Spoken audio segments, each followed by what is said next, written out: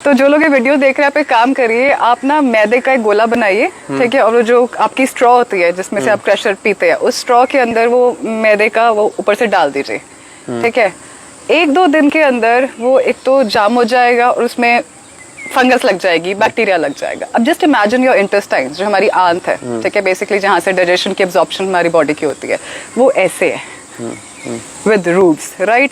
जब हम ये सब चीजें खाते हैं, आप ये सोचिए कि जब आप मैदा, जंक, इवन व्हीट, आपने घर में देखा लेडीज जब आटा गूंथती है, आटा हाथ में चिपकता है, हाथ में चिपक जाता है, ठीक है। कभी आपने बेसन का आटा या सिंघाड़े का आटा, ज्वार का आटा कभी किया है? वो हाथ में चिपकता नहीं है, वो नहीं चिपकता, ठीक है।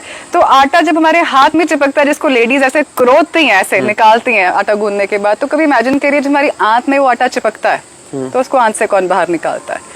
और ओवर द टाइम ये जो हमारे आंतों में मल इकट्ठा होता है, वो मल क्रॉनिक हो जाता है। वंस द मल, या जिसे हम मॉडर्न लैंग्वेज में एंडोटॉक्सिन बोलते हैं, वो क्रॉनिक होना शुरू हो जाता है, वो आपकी आंत पे जमाता है एक परत, और तो जो आपकी आंतों की परत है, ओवर द टाइम ये आपकी एब्जॉर्प्शन रोकती है। देखिए हमारी बीमारी का ना एक पैटर्न बना हुआ है, सबसे पहले आपका डाइजेशन डिस्टर्ब होता है, डाइजेशन डिस्टर्ब होने की वजह से आपका अब्जॉर्प्शन डिस्टर्ब होता है, अब्जॉर्प्शन डिस्टर्ब होएगा, न्यूट्रिशन डिस्टर्ब होएगा, मेटाबॉलिज्म डिस्टर्ब होएगा, हार्मोन्स की सिक्रीशन डिस्टर्ब होगी, करते करते इम्यूनिटी गिरी और बंदा बीमार। तो सबसे इंपॉर्टेंट है कि जो आपका अब्जॉर्प्शन है, आपका डाइजेशन है, उसको अच्छा रखिए। मैदा खाना ना, किस दिन मैदा का ऐसा गोला बना के ना कहीं कोने में रख के देखो। अच्छा, और एग्जांपल लो, आप अपने घर के टेबल के ऊपर 4 दिन के लिए फ्रूट रखो, और 4 दिन के लिए पकौड़ा रख दो, या 4 दिन के लिए मैं कहती हूँ आप बटर चिकन रख दो। वो बटर चिकन इस मौसम में तो विदिन 2 घंटे स्मेल मारना शुरू कर देगा।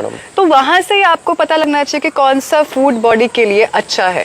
हेल्थ, जो हमारा न्यूट्रिशन का लॉ है, वो ये कहता है, लॉ ऑफ न्यूट्रिशन सेज कि भगवान ने या नेचर ने जिस फॉर्म में, नेचुरल फॉर्म में हमें फूड दिया है, चाहे वो फल दिया है, चाहे वो फ्रूट दिया है, उसको या वेजिटेबल्स दिया, उसको उसी फॉर्म में खाना इज एक्चुअली न्यूट्रिशन। जब हम प्याज टमाटर को भी तड़का लगा देते हैं ना, कि चलो पुलाव में तड़का लगा के खाए, तो उस प्याज टमाटर की जो एक्चुअल वैल्यू है, न्यूट्रिशनल वैल्यू, हम उसे खत्म करते हैं। आयुर्वेद में जो सबसे इम्पोर्टेंट एक स्तंभ माना गया है, हमारे 3 स्तंभ है आयुर्वेद के, वात, पित्त एंड कफ, ठीक है। तो जो हमारा वात दोष है, उसको सबसे इम्पोर्टेंट माना गया है, क्योंकि वो बाकी सारे बॉडी की एक्टिविटीज और बाकी सारे दोषों को भी चलाता है, राइट।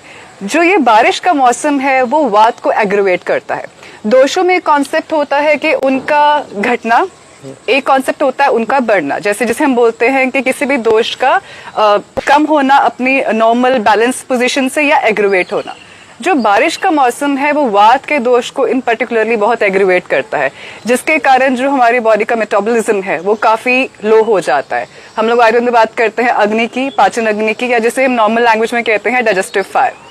इन दिनों में जो आपका डाइजेस्टिव प्रोसेस है, वो भी काफी वीक हो जाता है, which again includes a lot of disease conditions including bloating, acidity, आपका गैस्ट्रिक इश्यूज।